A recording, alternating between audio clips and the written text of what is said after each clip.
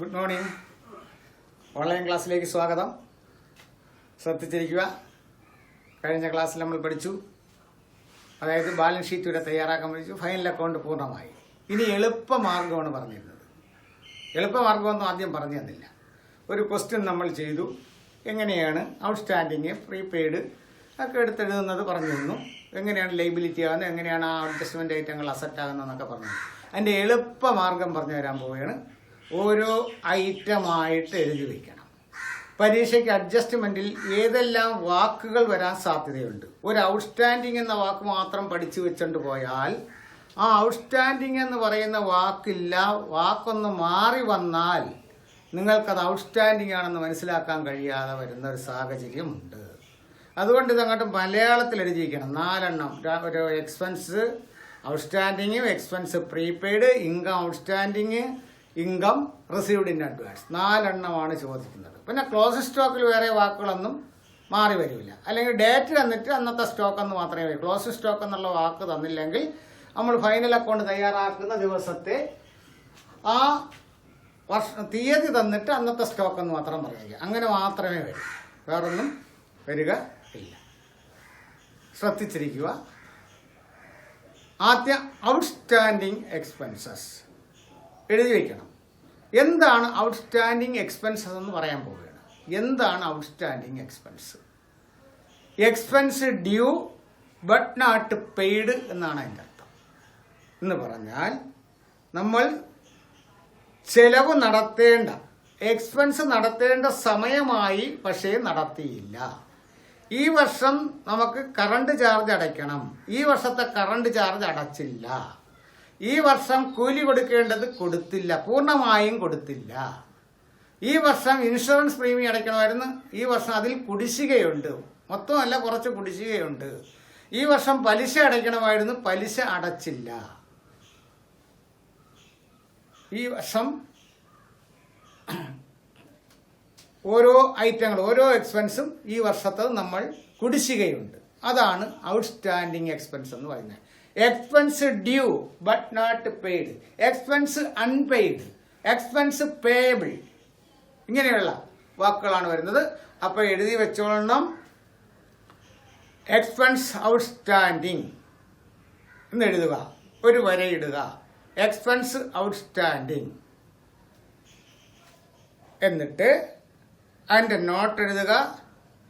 Expense due but not paid, expense due, DUE, expense due but not paid, ബ്രാക്കറ്റിൽ.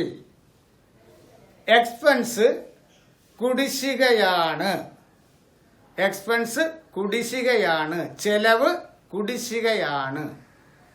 Malayalam bracket close ചെയ്യുക. എന്നിട്ട് പറഞ്ഞു തരാൻ പോവുകയാണ്. ശ്രദ്ധിച്ചിരിക്കണം. എക്സ്പെൻസ് കുടിശ്ശികയാണ് എന്ന് അഡ്ജസ്റ്റ്മെന്റിൽ കാണുന്നു. ഇപ്പൊ സാലറി, ഞാൻ ഓരോ ഉദാഹരണം പറയാണ്. വേജസ് എന്ന് പറയുന്ന അഡ്ജസ്റ്റ്മെന്റ് പറയുന്നത് വേജസ് 100 രൂപ ഔട്ട്സ്റ്റാൻഡിങ്, വേജസ് ഔട്ട്സ്റ്റാൻഡിങ് 100 രൂപ. ഇനി പറയുന്ന സാലറീസ് ഔട്ട്സ്റ്റാൻഡിങ് 200 രൂപ, ഇൻഷുറൻസ് പ്രീമിയം ഔട്ട്സ്റ്റാൻഡിങ് 400 രൂപ, ഇലക്ട്രിസിറ്റി ചാർജസ് ഔട്ട്സ്റ്റാൻഡിങ് ₹600 രൂപ, റോയൽറ്റി ₹1000 ഔട്ട്സ്റ്റാൻഡിങ്, റോയൽറ്റി 1000 രൂപ കുടിശ്ശികയാണ്. ഇതുപോലെ ഓരോ എക്സ്പെൻസുകളും ഔട്ട്സ്റ്റാൻഡിങ് അഡ്ജസ്റ്റ്മെന്റിൽ പറഞ്ഞിരിക്കുന്നു. അപ്പൊ എല്ലാത്തിലും ഞാൻ പറഞ്ഞ എല്ലാം ഔട്ട്സ്റ്റാൻഡിങ് എന്ന വാക്ക് വന്നു. Salaries outstanding, wages outstanding, electricity charges outstanding, royalty outstanding, insurance premium outstanding. ഇത്ര 5 ഐറ്റം ഞാൻ പറഞ്ഞു. എല്ലാത്തിലും വന്ന വാക്ക് ഏതാണ്? ഔട്ട്സ്റ്റാൻഡിങ്. അപ്പൊ നിങ്ങൾ പഠിച്ചു വെച്ചേക്കും ഔട്ട്സ്റ്റാൻഡിങ് വന്നു കഴിഞ്ഞു, അത് കുടിശ്ശികയാണെന്ന് മനസ്സിലാക്കി. പക്ഷെ ഔട്ട്സ്റ്റാൻഡിങ്ങിന് പകരം വേറൊരു വാക്ക് വന്നാൽ നിങ്ങൾ എന്ത് ചെയ്യും? കുഴഞ്ഞില്ലേ? അപ്പൊ ഔട്ട്സ്റ്റാൻഡിങ്ങിന് വേറൊരു വാക്ക് എഴുതിക്കൊള്ളുക. അൺപെയ്ഡ്, അൺപെയ്ഡ്, അൺപെയ്ഡ് എഴുതി വയ്ക്കണം. അൺപെയ്ഡ്, അൺപെയ്ഡ് എന്ന് പറഞ്ഞാലും അതിന്റെ അർത്ഥം ഔട്ട്സ്റ്റാൻഡിങ്, ഔട്ട്സ്റ്റാൻഡിങ്, കോമ ഇടുക. അടുത്ത വേറൊരു വാക്ക്, അൺപെയ്ഡ് പറഞ്ഞു, ഔട്ട്സ്റ്റാൻഡിങ് പറഞ്ഞു, രണ്ടും ഒരേ അർത്ഥമാണ്. അടുത്തത് ഡ്യൂ, DUE. ഇപ്പൊ സാലറി ഡ്യൂ എന്ന് പറയും. എന്ന് പറഞ്ഞാൽ അതിന്റെ അർത്ഥം സാലറി ഔട്ട്സ്റ്റാൻഡിങ് ആയി, കുടിശ്ശികയായി. റെന്റ് ഡ്യൂ, റെന്റ് കുടിശ്ശികയായി. വേജസ് ഡ്യൂ, വേജസ് കുടിശ്ശികയായി. ഇൻഷുറൻസ് പ്രീമിയം ഡ്യൂ, ഡ്യൂ ആയി എന്ന് പറഞ്ഞാൽ ഡ്യൂ ആയി, കൊടുക്കേണ്ട സമയം കൊടുത്തില്ല എന്നർത്ഥം. അപ്പൊ ഡ്യൂ എന്ന വാക്ക് വന്നാലും എന്താണ്? ഔട്ട്സ്റ്റാൻഡിങ് എന്നാണ്. അഡ്ജസ്റ്റ്മെന്റിൽ വാക്കുകൾ മാറി മാറി വരും, തെറ്റരുത്. അടുത്തത് ഔട്ട്സ്റ്റാൻഡിങ്ങിന് വേറൊരു വാക്ക് പേയബിൾ, PAYABLE, കോമയിട്ട് എഴുതുക, PAYABLE. പേയബിൾ എന്ന് പറഞ്ഞാൽ ഞാൻ അതിന് ഉദാഹരണം പറയണം. സാലറി പേയബിൾ എന്ന അഡ്ജസ്റ്റ്മെന്റിൽ കിടന്നാൽ സാലറി കൊടുത്തിട്ടില്ല, കൊടുക്കാൻ സമയമായി, കുടിശ്ശികയാണ്. ഇൻഷുറൻസ് പ്രീമിയം പേയബിൾ, പേയബിൾ എന്ന് പറഞ്ഞാൽ ഇൻഷുറൻസ് പ്രീമിയം അടയ്ക്കുവാൻ സമയം അടച്ചില്ല. വേജസ് പേയബിൾ, വേജസ് കൊടുത്തില്ല എന്നർത്ഥം. അപ്പൊ പേയബിൾ എന്ന വാക്ക് വന്നാലും എന്താണ്? കുടിശ്ശിക എന്നാണ്. അവ മറന്നുപോകരുത്. ഞാൻ പറഞ്ഞു ഔട്ട്സ്റ്റാൻഡിങ്, അൺപെയ്ഡ്, ഡ്യൂ, പേയബിൾ, 4 വാക്കുകൾ പറഞ്ഞു തന്നിട്ടുണ്ട്. അപ്പൊ ഏതെങ്കിലും എക്സ്പെൻസ്, ഏത് എക്സ്പെൻസും ആവാം, ട്രയൽ ബാലൻസിൽ കാണുന്ന ഏത് എക്സ്പെൻസും ആവാം, അതിന്റെ അഡ്ജസ്റ്റ്മെന്റ് ആണ് അഡ്ജസ്റ്റ്മെന്റിൽ തരുന്നത്. അപ്പൊ അതിൽ ഏതെങ്കിലും ഒരു എക്സ്പെൻസ് പേയബിൾ എന്നോ, അഡ്ജസ്റ്റ്മെന്റിൽ പേയബിൾ എന്നോ, അൺപെയ്ഡ് എന്നോ, ഔട്ട്സ്റ്റാൻഡിങ് എന്നോ, ഡ്യൂ എന്നോ ഒക്കെ പറഞ്ഞു കഴിഞ്ഞാൽ അതിന്റെ അർത്ഥം കുടിശ്ശികയാണ് തന്നല്ലേ. കുടിശ്ശിക വന്നാൽ എന്ത് ചെയ്യണം? അതും കൂടെ എഴുതി വെച്ചോളണം. ഔട്ട്സ്റ്റാൻഡിങ് ഐറ്റങ്ങളെല്ലാം ആ കൺസേൺഡ് എക്സ്പെൻസിനോടൊപ്പം ആഡ് ചെയ്യണം trading and profit and loss account തയ്യാറാക്കുമ്പോൾ. വേജസ് തന്നിട്ടുണ്ട് ട്രയൽ ബാലൻസിൽ. അഡ്ജസ്റ്റ്മെന്റിൽ വേജസ് ഔട്ട്സ്റ്റാൻഡിങ് എന്ന് പറഞ്ഞാൽ ആ വേജസിനോടൊപ്പം ആ തുക കൂടെ ട്രേഡിംഗ് അക്കൗണ്ടിൽ കൂട്ടണം. ഇനി സാലറീസ് ആണ് ഔട്ട്സ്റ്റാൻഡിങ് അഡ്ജസ്റ്റ്മെന്റിൽ പറഞ്ഞിരുന്നാൽ സാലറി എന്ന് പറയുന്ന ഐറ്റം ട്രയൽ ബാലൻസിൽ കാണും. ആ സാലറിയോടൊപ്പം എന്ത് ചെയ്യണം? ഈ ഔട്ട്സ്റ്റാൻഡിങ് ആഡ് ചെയ്യണം. ആഡ് ചെയ്ത് വേണം എഴുതാനുള്ളത്, കൂട്ടണം. അപ്പൊ ഔട്ട്സ്റ്റാൻഡിങ് എക്സ്പെൻസുകളെല്ലാം അതാത് എക്സ്പെൻസിനോടൊപ്പം trading and profit and loss account തയ്യാറാക്കുമ്പോൾ കൂട്ടണം, എഴുതി വയ്ക്കുക. ഔട്ട്സ്റ്റാൻഡിങ് എക്സ്പെൻസുകളെല്ലാം അഡ്ജസ്റ്റ്മെന്റിലെ അങ്ങനെ എഴുതണം. അഡ്ജസ്റ്റ്മെന്റിലെ ഔട്ട്സ്റ്റാൻഡിങ് എക്സ്പെൻസുകളെല്ലാം അങ്ങനെ തന്നെ എഴുതണം. അഡ്ജസ്റ്റ്മെന്റിലെ ഔട്ട്സ്റ്റാൻഡിങ് എക്സ്പെൻസുകളെല്ലാം trading and profit and loss account തയ്യാറാക്കുമ്പോൾ, trading and profit and loss account തയ്യാറാക്കുമ്പോൾ, trading and profit and loss account തയ്യാറാക്കുമ്പോൾ ആ എക്സ്പെൻസിനോടൊപ്പം ആഡ് ചെയ്യണം അല്ലെങ്കിൽ കൂട്ടണം. ആ എക്സ്പെൻസിനോടൊപ്പം ആഡ് ചെയ്യണം. ഇനി എന്താണ് ചെയ്യേണ്ടത്? Trading and profit and loss account തയ്യാറാക്കിയപ്പോൾ കുടിശ്ശിക നമ്മൾ ആഡ് ചെയ്തു, എക്സ്പെൻസിന്റെ കുടിശ്ശിക നമ്മൾ ആഡ് ചെയ്തു. ഇനി ആ ആഡ് ചെയ്ത ആ കുടിശ്ശിക എന്ന് പറയുന്നത് ബാലൻസ് ഷീറ്റ് എഴുതുമ്പോൾ എവിടെ എഴുതണം? അതും കൂടെ എഴുതി വെക്കണം. അപ്പൊ കുടിശ്ശിക ഉള്ള ചെലവുകൾ അഡ്ജസ്റ്റ്മെന്റിലെ അരിയർ ആയിട്ടുള്ള, അൺപെയ്ഡ് ആയിട്ടുള്ള, പേയബിൾ ആയിട്ടുള്ള, ഡ്യൂ ആയിട്ടുള്ള, കുടിശ്ശികയായിട്ടുള്ള ആ ഐറ്റം നമ്മൾ ബാലൻസ് ഷീറ്റിൽ എവിടെ എഴുതണം കൂടെ എഴുതി വയ്ക്കണം. സ്വാഭാവികമായിട്ട് ബാലൻസ് ഷീറ്റിൽ എവിടെ എഴുതേണ്ടത് നിങ്ങൾ തന്നെ പറയുക. അതായത് നമ്മൾ സാലറി കൊടുത്തില്ല, നമ്മൾ വേജസ് കൊടുത്തില്ല, പ്രീമിയം സമയത്ത് അടച്ചില്ല, കറണ്ട് ചാർജ് സമയത്ത് അടച്ചില്ല എന്ന് പറഞ്ഞാൽ എന്താണ്? ബാലൻസ് ഷീറ്റ് അസറ്റും ലയബിലിറ്റി എഴുതുന്നതാണ് ബാലൻസ് ഷീറ്റ്. അപ്പൊ ഇതിൽ ഏത് സൈഡിന് എഴുതണം? നമ്മളൊന്നും ചെയ്തില്ല, നമ്മൾ കുടിശ്ശികയാണെങ്കിൽ, ചെലവുകൾ കുടിശ്ശികയാണെങ്കിൽ നമുക്ക് ബാധ്യത, തലവേദന ഉണ്ടാക്കുന്ന ഒരു ഐറ്റമാണ്. അതുകൊണ്ട് തലവേദന വരുന്ന ഐറ്റങ്ങളെല്ലാം നമ്മൾ എവിടെ എഴുതണം? ബാലൻസ് ഷീറ്റിന്റെ ലയബിലിറ്റി സൈഡിന് എഴുതണം. ആശ്വാസം തരുന്നതെല്ലാം അസറ്റുകളാണ്, അത് നമ്മൾ എവിടെ എഴുതണം? അസറ്റ് സൈഡിന്. അപ്പൊ നമ്മൾ ചെലവ് നടത്തിയില്ലെങ്കിൽ നമുക്ക് എപ്പോഴും ഹെഡേക്കാണ്. അതുകൊണ്ട് അത് എവിടെ എഴുതണം? ലയബിലിറ്റി സൈഡിന്. ഏത് എക്സ്പെൻസ് അഡ്ജസ്റ്റ്മെന്റിൽ ഔട്ട്സ്റ്റാൻഡിംഗ് വന്നാലും ബാലൻസ് ഷീറ്റ് എഴുതുമ്പോൾ ആ എക്സ്പെൻസ് ഔട്ട്സ്റ്റാൻഡിങ്ങിന്റെ തുക എത്രയാണോ അഡ്ജസ്റ്റ്മെന്റിൽ പറഞ്ഞിരിക്കുന്ന ആ തുക എടുത്ത് ലയബിലിറ്റി സൈഡിന് എഴുതണം. വേജസ് ഔട്ട്സ്റ്റാൻഡിംഗ് ആണെങ്കിൽ വേജസ് ഔട്ട്സ്റ്റാൻഡിംഗ്, സാലറി ഔട്ട്സ്റ്റാൻഡിംഗ് ആണെങ്കിൽ സാലറി ഔട്ട്സ്റ്റാൻഡിംഗ് എന്ന് എഴുതണം. പേയബിൾ എന്നാണ് തന്നിരിക്കുന്നത്, സാലറി പേയബിൾ, വേജസ് പേയബിൾ. ഏതാണോ തന്നിരിക്കുന്ന വാക്ക് ആ വാക്ക് അവിടെ എഴുതിയാൽ മതി. അടുത്തത് അപ്പൊ അതും കൂടെ എഴുത്. അഡ്ജസ്റ്റ്മെന്റിലെ എക്സ്പെൻസസ് ഔട്ട്സ്റ്റാൻഡിംഗ്, ബാലൻസ് ഷീറ്റിലെ എക്സ്പെൻസസ് ഔട്ട്സ്റ്റാൻഡിംഗ്, ബാലൻസ് ഷീറ്റിൽ എക്സ്പെൻസ് ഔട്ട്സ്റ്റാൻഡിംഗ്, ബാലൻസ് ഷീറ്റിലെ അല്ല, ബാലൻസ് ഷീറ്റ് എഴുതുമ്പോൾ എക്സ്പെൻസസ് അഡ്ജസ്റ്റ്മെന്റിലെ എക്സ്പെൻസസ് ഔട്ട്സ്റ്റാൻഡിംഗ് അങ്ങനെ എഴുതണം. ബാലൻസ് ഷീറ്റ് എഴുതുമ്പോൾ അഡ്ജസ്റ്റ്മെന്റിലെ എക്സ്പെൻസസ് ഔട്ട്സ്റ്റാൻഡിംഗ്, ബാലൻസ് ഷീറ്റ് എഴുതുമ്പോൾ അഡ്ജസ്റ്റ്മെന്റിലെ എക്സ്പെൻസ് ഔട്ട്സ്റ്റാൻഡിംഗ് ബാലൻസ് ഷീറ്റിന്റെ ലൈബിലിറ്റി സൈഡിന് കാണിക്കണം, ലൈബിലിറ്റി സൈഡിന് കാണിക്കണം. അപ്പൊ അത് തീർന്നു. അടുത്തത് എക്സ്പെൻസ് തന്നെ പറയാൻ പോകുന്നത്. എക്സ്പെൻസ് പ്രീപെയ്ഡ് എഴുതുക. Expense prepaid,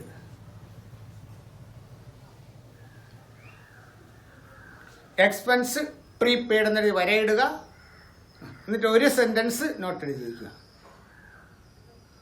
expense paid in advance, ഇതാണ് എൻ്റെ note. Expense paid in advance, എൻ്റെ അർത്ഥം എന്താണ്? അഡ്വാൻസ് ആയിട്ട് എക്സ്പെൻസ് കൊടുത്തു. ആ ബ്രാക്കറ്റിൽ എഴുതുക മുൻകൂറായി ചെലവ് നടത്തി, അങ്ങനെ എഴുതി വയ്ക്കുക. മുൻകൂറായി ചെലവ് നടത്തി, മുൻകൂറായി ചെലവ് നടത്തി എന്ന് ബ്രാക്കറ്റിൽ എഴുതിയിട്ട് ബ്രാക്കറ്റ് ക്ലോസ് ചെയ്യുക. മുൻകൂറായി ചെലവ് നടത്തി. ഇനി പറഞ്ഞു തരികയാണ്. മുൻകൂറായി ചെലവ് നടത്തി എന്ന് പറഞ്ഞാൽ അത് അഡ്ജസ്റ്റ്മെന്റിൽ പറയുന്നതാണ്. അതിന് വേറെ വാക്കുകൾ ഉപയോഗിക്കും. എക്സ്പെൻസസ് പ്രീപെയ്ഡ് എന്ന് മാത്രമല്ല, ഓരോ വാക്കുകൾ പറയണം. വേറെ പ്രീപെയ്ഡിന് പകരം വരുന്ന വാക്കുകളാണ് പറയുന്നത്. എഴുതുക. Unexpired, UNEXPIRED, UNEXPIRED, unexpired, UNEXPIRED, unexpired comma, unexpired comma, advance പറഞ്ഞല്ലോ, advance comma, unexpired comma, prepaid അറിയാം, പ്രീപെയ്ഡ് അറിയാം. ഇനി അടുത്ത paid in advance comma, paid in advance, paid in advance, paid in advance, paid in advance. ഈ വാക്കുകൾ വരാം. എപ്പോഴും prepaid എന്ന വാക്ക് വരണമെന്നില്ല. അപ്പോൾ അഡ്ജസ്റ്റ്മെന്റിൽ സാലറി പെയ്ഡ് ഇൻ അഡ്വാൻസ്, അല്ലെങ്കിൽ സാലറി അൺഎക്സ്പെയ്ഡ്. അപ്പോൾ ഏത് വാക്ക് വേണമെങ്കിലും വരാം. അപ്പോൾ ഈ വാക്കുകൾ പഠിച്ചു വെച്ചുകൊള്ളണം. പ്രീപെയ്ഡിന് പകരം ഉപയോഗിക്കാവുന്ന വാക്കുകൾ പെയ്ഡ് ഇൻ അഡ്വാൻസ്, അൺഎക്സ്പെയ്ഡ് എന്ന് പറയുന്ന വാക്കുകൾ കടന്നുകൂടാൻ സാധ്യതയുണ്ട്. അതനുസരിച്ച് എഴുതിക്കൊള്ളണം. ഇനി എങ്ങനെ ഇത് എഴുതും? Trading and profit and loss account തയ്യാറാക്കുമ്പോൾ എഴുതി വയ്ക്കുക. Trading and profit and loss account തയ്യാറാക്കുമ്പോൾ, trading and profit and loss account തയ്യാറാക്കുമ്പോൾ അഡ്ജസ്റ്റ്മെന്റിലെ പ്രീപെയ്ഡ് എക്സ്പെൻസുകളെല്ലാം, അഡ്ജസ്റ്റ്മെന്റിലെ പ്രീപെയ്ഡ് എക്സ്പെൻസുകളെല്ലാം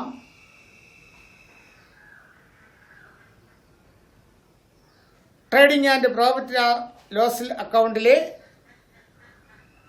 അതാത് എക്സ്പെൻസിൽ നിന്നും കുറവ് ചെയ്യണം. Trading and profit and loss അക്കൗണ്ടിലെ അതാത് എക്സ്പെൻസിൽ നിന്നും കുറവ് ചെയ്യണം, മൈനസ് ചെയ്യണം. അതാത് എക്സ്പെൻസിൽ നിന്നും മൈനസ് ചെയ്യണം. എന്തുകൊണ്ട് മൈനസ് ചെയ്യുന്നതാണ് പറഞ്ഞു തരാൻ പോകുന്നത്. ശ്രദ്ധിച്ചിരിക്കുക. പ്രീപെയ്ഡ് ആണ്. അടുത്ത വർഷത്തേക്കുള്ള ചെലവ് ഈ വർഷം നടത്തിയിരിക്കുന്നു. അടുത്ത വർഷത്തേക്കുള്ള ചെലവ് നടത്തിയാൽ ഈ വർഷത്തെ ഫൈനൽ അക്കൗണ്ടിൽ ഉൾപ്പെടുത്താൻ പറ്റുകയില്ല. അങ്ങനെ ഉൾപ്പെടുത്തിയാൽ നമുക്ക് കൃത്യമായിട്ടുള്ള പ്രോഫിറ്റോ ലോസോ ഒന്നും കിട്ടുകയില്ല. മുൻകൂറായി നടത്തിയ എക്സ്പെൻസുകൾ ഇപ്പോഴത്തെ trading and profit and loss അക്കൗണ്ടിൽ എഴുതുവാൻ പാടില്ല. അതുകൊണ്ടാണ് അത് കുറവ് ചെയ്യുന്നത്. അപ്പൊ കുറവ് ചെയ്തു. Trading and profit and loss അക്കൗണ്ടിൽ കുറവ് ചെയ്തു. ഇനി ബാലൻസ് ഷീറ്റ് എഴുതുമ്പോൾ എവിടെ എഴുതും? അതാണ് പറയാനുള്ളത്. ബാലൻസ് ഷീറ്റ് എഴുതുമ്പോൾ എഴുതുക. ബാലൻസ് ഷീറ്റ് എഴുതുമ്പോൾ ഇനി ഞാൻ പറയുന്നത് കേട്ടതിന് ശേഷം പിന്നെ എഴുതിയാൽ മതി. നിങ്ങൾ നോക്കിയ സാലറി മുമ്പേ കൊടുത്തു.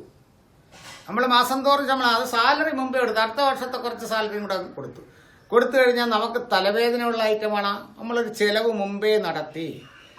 നമ്മളെ ഫാക്ടറിയിൽ ജോലി ചെയ്യുന്ന ആളിന് ഒരു 6 മാസത്തെ, അടുത്ത വർഷത്തെ 6 മാസത്തെ വേജസ് മുൻകൂറായി കൊടുത്തു. നമുക്ക് തലവേദനയുള്ള ഐറ്റമാണോ? അല്ല. ഇൻഷുറൻസ് പ്രീമിയം 3 മാസത്തെ അധികമായിട്ട് അടച്ചു അടുത്ത വർഷത്തത്. നമുക്ക് തലവേദനയുള്ള ഐറ്റമാണോ? അല്ല. തലവേദനയുള്ള ഐറ്റം അല്ലെങ്കിൽ ഞാൻ എവിടെ എഴുതാമെന്ന് പറഞ്ഞു? ആശ്വാസം തരുന്ന ഐറ്റം ആണെങ്കിൽ അസറ്റ് സൈഡിന്. അപ്പൊ എഴുതുക. ബാലൻസ് ഷീറ്റ് എഴുതുമ്പോൾ അഡ്ജസ്റ്റ്മെന്റിലെ പ്രീപെയ്ഡ് എക്സ്പെൻസുകളെല്ലാം അസറ്റ് സൈഡിന് രേഖപ്പെടുത്തണം. ബാലൻസ് ഷീറ്റ് എഴുതുമ്പോൾ അഡ്ജസ്റ്റ്മെന്റിലെ പ്രീപെയ്ഡ് എക്സ്പെൻസുകളെല്ലാം അസറ്റ് സൈഡിന് രേഖപ്പെടുത്തണം. എഴുതിയല്ല. അടുത്ത ഐറ്റം എഴുതിക്കോളി. ഇൻകം ഔട്ട്സ്റ്റാൻഡിങ് എന്ന് എഴുതുക. Income outstanding, income outstanding, income outstanding എന്ന് പറഞ്ഞാൽ ഇപ്പൊ റെന്റ് നമുക്ക് കിട്ടേണ്ട ട്രയൽ ബാലൻസിൽ റെന്റ് കിട്ടേണ്ട ക്രെഡിറ്റ് സൈഡിന് തന്നിരിക്കുന്ന ഒരു ഐറ്റമാണ്. അപ്പൊ ഇൻകമാണത്. കമ്മീഷൻ ക്രെഡിറ്റ് സൈഡിന് തന്നിരിക്കുന്ന ഒരു ഐറ്റമാണ്. അപ്പൊ അത് ഇൻകമാണ്. ഇൻട്രസ്റ്റ് ക്രെഡിറ്റ് സൈഡിന് തന്നിരിക്കുന്ന ഒരു ഐറ്റമാണ്. അപ്പോൾ അത് ഇൻകമാണ്. എന്നിട്ട് അഡ്ജസ്റ്റ്മെന്റിൽ പറയുന്നു ഇതിലേതൊക്കെ കുടിശ്ശികയുണ്ട്, ഔട്ട്സ്റ്റാൻഡിങ് ഉണ്ടെന്ന് പറയുന്നു, അല്ലെങ്കിൽ അക്രൂഡ് എന്ന് പറയുന്നു, അല്ലെങ്കിൽ റിസീവബിൾ എന്ന് പറയുന്നു. അപ്പോ ഇൻകം ഔട്ട്സ്റ്റാൻഡിങ് എന്ന് പറഞ്ഞാൽ ഒരു സെന്റൻസ് നോട്ട് എഴുതുക. Income due but not received, income due but not received, income due DUE, income due but not received. Income due ആയി പക്ഷേ റിസീവ് ചെയ്തില്ല, കിട്ടിയില്ല. അപ്പൊ ഇനി ഏതെല്ലാം വാക്കുകൾ വരുമെന്ന് പറയാം. അപ്പൊ വാക്കുകൾ എഴുതിക്കുക. ഔട്ട്സ്റ്റാൻഡിങ് വരാം, outstanding comma receivable RECEIVABLE, receivable RECEIVABLE comma accrued ACCRUED, accrued, accrued, outstanding, accrued, receivable. അപ്പൊ ഈ വാക്കുകളെല്ലാം അതിൽ വരാൻ സാധ്യതയുണ്ട്. ഔട്ട്സ്റ്റാൻഡിങ് എന്നായിരിക്കില്ല, അക്രൂഡ് എന്നായിരിക്കില്ല, ചിലപ്പോൾ എന്തായിരിക്കും റിസീവബിൾ എന്നുള്ള വാക്കായിരിക്കും. അപ്പൊ നമുക്ക് അറിഞ്ഞുകൂടാ, അങ്ങനെ എഴുതരുത്. ഇനി അടുത്തത് ഡ്യൂ, DUE കോമേറ്റ് ഡ്യൂ. അപ്പൊ ഡ്യൂ ആയി പക്ഷേ കിട്ടിയിട്ടില്ല എന്ന്, ഇൻകം കിട്ടിയിട്ടില്ല. അപ്പൊ ഇൻകം കിട്ടിയിട്ടില്ല എന്നാണ് അതിന്റെ അർത്ഥം അഡ്ജസ്റ്റ്മെന്റ് പറയുന്നത്. ഇൻകം കിട്ടിയിട്ടില്ല എങ്കിൽ ഔട്ട്സ്റ്റാൻഡിങ് ആണ്, കുടിശ്ശികയാണ്. എക്സ്പെൻസ് ആയാലും ഇൻകം ആയാലും കുടിശ്ശിക വന്നു കഴിഞ്ഞാൽ trading and profit and loss account തയ്യാറാക്കുമ്പോൾ ആഡ് ചെയ്യണം. അത് മറന്നു വരുത്. എക്സ്പെൻസും ഔട്ട്സ്റ്റാൻഡിങ് നമ്മൾ ആഡ് ചെയ്ത്, അതുപോലെ തന്നെ ഇൻകവും, ഇൻകം ഔട്ട്സ്റ്റാൻഡിങ്, ഇൻകം കുടിശ്ശിക, പ്രോഫിറ്റ് ആൻഡ് ലോസ് അക്കൗണ്ട് തയ്യാറാക്കുമ്പോൾ അതാത് ഇൻകത്തിനോടൊപ്പം കൂട്ടണം. അഡ്ജസ്റ്റ്മെന്റിലെ ഔട്ട്സ്റ്റാൻഡിങ് ഐറ്റം. അപ്പൊ എഴുതുക. Trading and profit and loss account തയ്യാറാക്കുമ്പോൾ, trading and profit and loss account തയ്യാറാക്കുമ്പോൾ അഡ്ജസ്റ്റ്മെന്റിൽ ഇൻകം കുടിശ്ശിക എന്ന് പറഞ്ഞിരുന്നാൽ, അഡ്ജസ്റ്റ്മെന്റിൽ ഇൻകം കുടിശ്ശിക എന്ന് പറഞ്ഞിരുന്നാൽ, അഡ്ജസ്റ്റ്മെന്റിൽ ഇൻകം കുടിശ്ശിക എന്ന് പറഞ്ഞിരുന്നാൽ, ഇൻകം കുടിശ്ശിക എന്ന് പറഞ്ഞിരുന്നാൽ അതാത് ഇൻകത്തിനോടൊപ്പം trading and profit and loss അക്കൗണ്ടിൽ ആഡ് ചെയ്യണം. അതാത് ഇൻകത്തിനോടൊപ്പം trading and profit and loss അക്കൗണ്ടിൽ ആഡ് ചെയ്യണം. എഴുതിയല്ലോ. ഇനി ബാലൻസ് ഷീറ്റ് എഴുതുമ്പോൾ ഇത് എവിടെ പോകും? നമുക്ക് കിട്ടേണ്ട ഒരു ഇൻകം സമയത്ത് കിട്ടിയില്ല എന്ന് മാത്രമേ ഉള്ളൂ. ഭാവിയിൽ അത് കിട്ടും. റെന്റ് കിട്ടിയില്ല ഈ വർഷത്തത്, അടുത്ത വർഷം കിട്ടുമല്ലോ. അപ്പൊ കിട്ടാനുള്ളൊരു ഇൻകം അടുത്ത വർഷം കിട്ടും, കുടിശ്ശിയായാലും കിട്ടുമെന്നുള്ളത് കൊണ്ട് നമുക്ക് ആശ്വാസമുണ്ട്. അതുകൊണ്ട് അത് എവിടെ എഴുതണം? ബാലൻസ് ഷീറ്റിന്റെ അസറ്റ് സൈഡിന് എഴുതണം. അപ്പൊ എഴുതുക.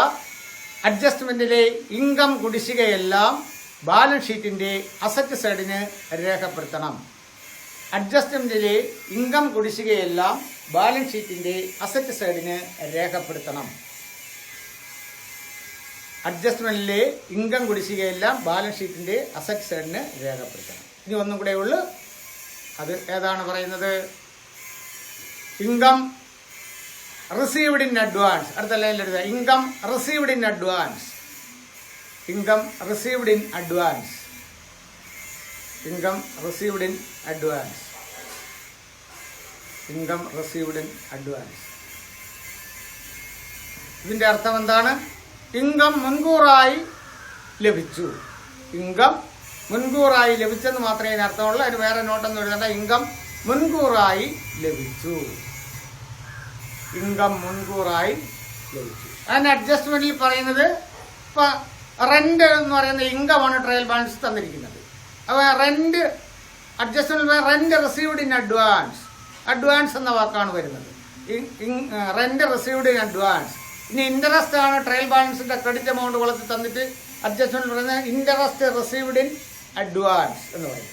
ഇൻട്രസ്റ്റ് റിസീവ്ഡ് ഇൻ അഡ്വാൻസ് എന്ന് പറയും. അതിന് വേറെ ഒരുപാട് വാക്കുകളൊന്നും ഉപയോഗിക്കാൻ ഇല്ലെങ്കിൽ ഒരു വാക്ക് അതിപ്പോൾ ചോദിക്കാറില്ല സാധനം, അതും കൂടെ വേണമെങ്കിൽ എഴുതി വെച്ചോ. Unearned, UNEARNED, UNEARNED, unearned.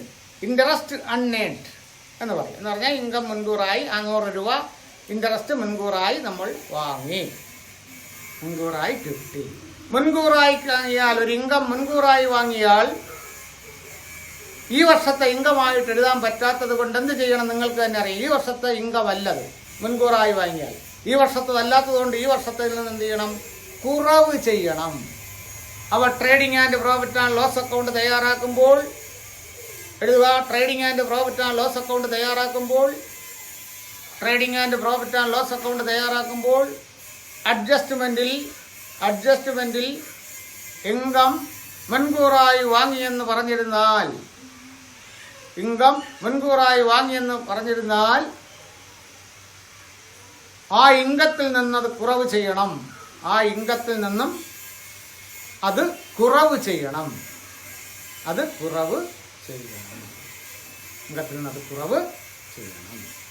മുൻകൂറായി ഒരു ഇൻകം വാങ്ങി. നമ്മൾ വാടകയ്ക്ക് ഒരു കെട്ടിടം കൊടുത്തിരിക്കുന്നു. വാടക മുമ്പേ വാങ്ങിയാല നമുക്ക് അയാളെ മുൻകൂർ എത്ര മാസം വരെ അതുവരെ താമസിപ്പിക്കാനുള്ളൊരു ബാധ്യത, അല്ലെങ്കിൽ അയാൾക്ക് ബിസിനസ് ചെയ്യാനുള്ളൊരു ബാധ്യത നമ്മുടെ കയ്യിൽ വന്നു കയറിയാണ്. അപ്പോൾ ബാധ്യതയാണ്. നമ്മൾ മുൻകൂറായി ഇൻകം വാങ്ങിയാൽ നമുക്കത് ബാധ്യത. ഇനി ബാലൻസ് ഷീറ്റ് എഴുതുമ്പോൾ ലയബിലിറ്റി സൈഡിന് രേഖപ്പെടുത്തണം. ബാലൻസ് ഷീറ്റ് എഴുതുമ്പോൾ അതും കൂടെ എഴുതിയിരിക്കുക. ബാലൻസ് ഷീറ്റ് എഴുതുമ്പോൾ ലയബിലിറ്റി സൈഡിനത് രേഖപ്പെടുത്തണം.